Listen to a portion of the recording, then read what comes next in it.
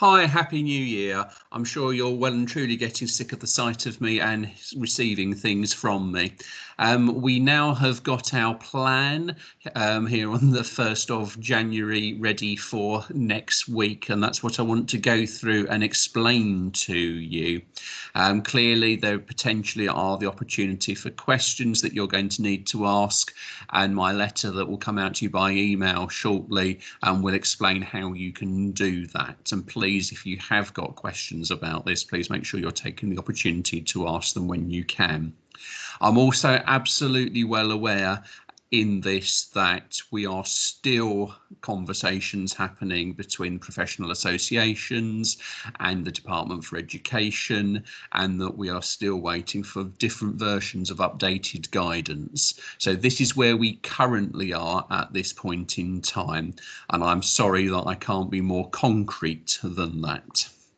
So this is the plan for the start of the spring term for Oak Grove College students, all students in 2021.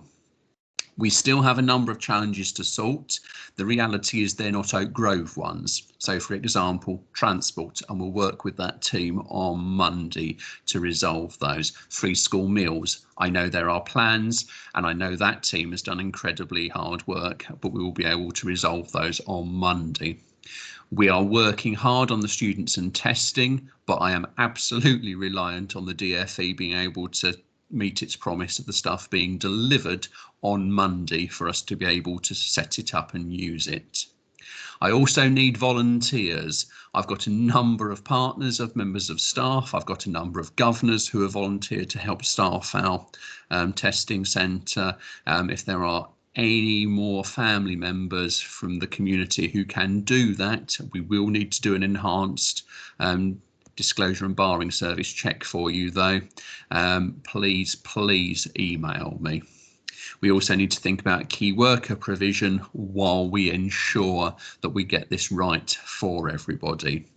Monday the 4th of January will be an inset day where we as staff will be taking part in online training, the DfE run webinars, and we will be setting up our testing centre.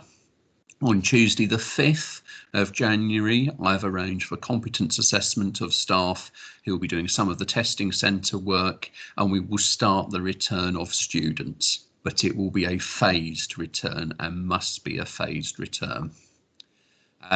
As I've said in my last discussion with you, it is compulsory for college to establish a testing regime. However, it is voluntary for staff and students to take part in that. At this point in time, well over half of the school community have responded to the questionnaire that went out, and 82% of families are willing for their young people to take part in the testing regime. That doesn't mean we will force young people to do it though. We absolutely will not doing that if they can't tolerate it or they're anxious about it. In terms of where are we going to set up testing in school, we're going to use the drama area. That would be the space that's close to the front of the school. It allows us to have a one-way system because where the doors are, it allows us to have bays to be established and have the right distances towards people as well. I've agreed with our science specialist, Lisa Edwards, that she will lead on this project for the first few weeks to make sure that we get this right. Lisa, as a science teacher, is good at detail, and she also has a background working in laboratory facilities. Her teaching will be backfilled by Josh. Josh Brown is well known to us in school and did his teacher training with us a number of years ago and has recently covered for other staff in school. So the continuity will happen there, but we've had to organise that within the last 24 hours. If you are a key worker and so you need on Tuesday, Wednesday, Thursday or Friday your young person to be in school, please make sure you email by the middle of Sunday James Winchester, my deputy, on his email address to confirm you need that place, bearing in mind the rest of the information that I am going to talk through. That way on Monday we will come back to you and be able to confirm that for you, but that's really important in terms of us planning staffing. So Monday we are closed to all students. Tuesday, we are open to all key worker, critical worker family students and Year 11 students who are based in Marvel. We will also, for those youngsters who are attending on Tuesday, whom we have consent for, we will start trialling the testing with them as well. On Wednesday, it will be critical workers families. Year 11 students in Marvel will be in as well. Year 10 students who are based in Marvel and Avatar. Students who are based in Animus, and Year 7 students who will be in. Again, those who we have consent for, we will be looking to start the testing regime with those on their first day back. On Thursday, it will be everybody who's already in school plus COA students, and on Friday, it will be everybody who's already in plus sixth form. That means that for Year 8 and Year 9 students, we are taking the 4 week of flexibility the Department for Education is allowing us, and that they will be on remote learning at home until Monday, the 11th of January. I apologise for the problems that will cause. We will be setting work for those young people to do.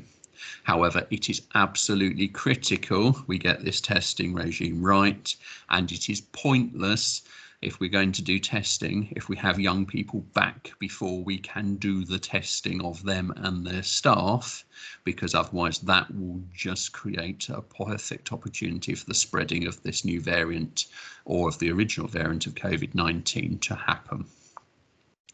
In terms of consent for testing, please remember you don't have to agree for your young person to be tested.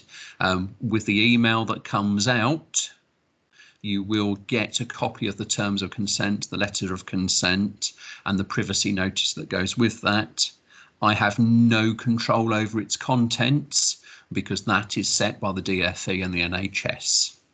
So you need to read through those carefully. You need to make sure you have understood that. It is the original tests we've got are nose and throat swab lateral flow tests. I don't have options for other tests, and that's really important to understand. These are the only things that are being offered to schools at this point in time. However, they have released yesterday evening guidance that says for youngsters who can't tolerate, for example, the swab going up the nose, it could just be a throat swab. Conversely, for students who can't tolerate the throat swab, it could just be a nose swab. So, it's not that you have to have the nose and the throat swabs. It can be one or the other if that's appropriate for those young people. It's not just a one-off test the consent is for, it's for the multiple testing as well. So if you change your mind, you must withdraw consent to us formally. Okay. You won't be told of a negative test, but you will be told of close contacts or of positive tests as well. And what's important is if a young person on a lateral flow test or a member of staff tests positive, they will then have to have a PCR test, which is having another swab test, generally going to a testing site, or having one of the school kits to take home that then go to a laboratory, normally with a 24-hour turnaround there as well. So if a child does test positive during the school day through a lateral flow test, we have to be able to send them home straight away. And it's important we can contact you quickly and easily. In the same way, if a student develops symptoms during the course of the day, we can't keep them and test them. If they develop symptoms, you will have to come and collect them. And that's important that you understand that, and that information will be collected by the NHS as well. There's also the option there that if a student comes into contact with somebody who tests positive, that they can continue to come into school but be tested every day for 7 days as well. And you need to think that through when you're agreeing to consent. However, testing is not the solution to our way out of this COVID-19 problem and this challenge we've been facing for nearly a year now. If someone in your household develops symptoms, they still can't come in, your young person, and your family still have to isolate. You can't send them into school for testing when there is a known risk. This testing is for asymptomatic catching of young people and adults. You still need to be wearing your masks when it's appropriate, washing your hands. In terms of sneezing, make sure catch it, kill it and bin it, maintaining distance, keeping to your households and bubbles as well.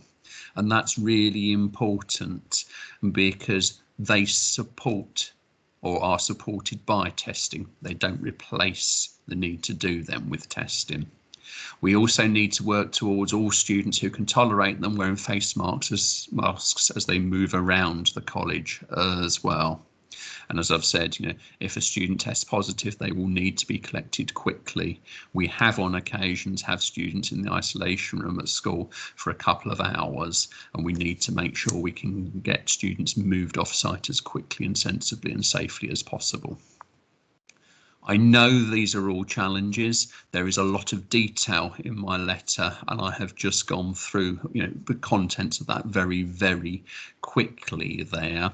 If you do want to speak to me, I will be available on Monday at certain times, so feel free to ring in or email me, and either myself or one of the senior team will come back to you. I thank you for your understanding in these difficult times. I am proud to work with all of you, and we continue to want to ensure that we are absolutely delivering the best quality of care and education in the safest possible way. Thank you.